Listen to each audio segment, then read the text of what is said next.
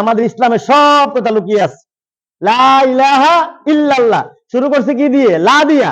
লা ইলাহা, কোন ইলাহা নাই, কোন মাবুদ নাই। মাবুদ রাগে, মাবুদ হইলো তিনি যিনি আইনদাতা, মাবুদ হইলো তিনি যিনি সৃষ্টিকর্তা, মাবুদ হইলো তিনি যিনি লালন কর্তা, মাবুদ হইলো তিনি যিনি পালন কর্তা, মাবুদ হইলো তিনি যিনি হুকুমদাতা। তো প্রথমেই বলছেন লা ইলাহা, কোনো ইলাহা নাই, কোনো আইনদাতা নাই, কোনো বিচারদাতা নাই, কোনো সৃষ্টিকর্তা নাই, কোনো শাসনকর্তা নাই, কোনো লালনকর্তা নাই, কোনো হুকুমদাতা নাই, ইল্লাল্লাহ, আল্লাহ ছাড়া। তার মানে কি? হুকুম মানবো আল্লাহর, শাসন মানবো আল্লাহর, আইন মানবো আল্লাহর। আপনি যদি হুকুম, শাসন, আইন আল্লাহর মানেন, তাহলে কি আপনার ইসলাম থেকে বের হয়ে যাওয়ার কোনো ব্যবস্থা আছে?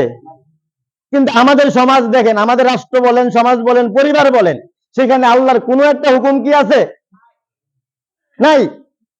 আল্লাহ সুবহানাহু ওয়া তাআলা পবিত্র কোরআন মাজিদের 5 নম্বর সূরা, সূরা মাইদা 38 নম্বর আয়াতে আল্লাহ সুবহানাহু ওয়া তাআলা বলেন, চোর পুরুষ হোক আর নারী হোক, তার হাত কেটে দাও। আমাদের রাষ্ট্রীয় ব্যবস্থায় আইনটা আছে? নাই। আল্লাহ সুবহানাহু ওয়া তাআলা পবিত্র কোরআন মাজিদের 24 নম্বর সূরা, সূরা আন-নূরের 2 নম্বর আয়াত আল্লাহ সুবহানাহু ওয়া তাআলা বলেন, জিনাকারী পুরুষ হোক আর নারী হোক, তাকে 100 বেত্রাঘাত করো। সে যদি বিবাহিত হয়, তাকে কোমর পর্যন্ত মাটির নিচে গেড়ে পাথর নিক্ষেপ করে মেরে ফেলো। আমাদের দেশে কি সেই আইন আছে? আপনি একটা শাস্তি দেন, একটা বড় ডাকাত যারা আছে, মন্ত্রী বলেন, এমপি বলেন, সচিব বলেন, তার হাতটা কাটেন, আর সমস্ত media, electronic media, print media, যত মিডিয়া আছে সেটা লাইভ করেন, কালকে থেকে বাংলাদেশে আর একটা চোরও থাকবে না। একটা জিনাকারের শাস্তি দেন, একটা জিনাকারকে পাথর নিক্ষেপ করে মারে।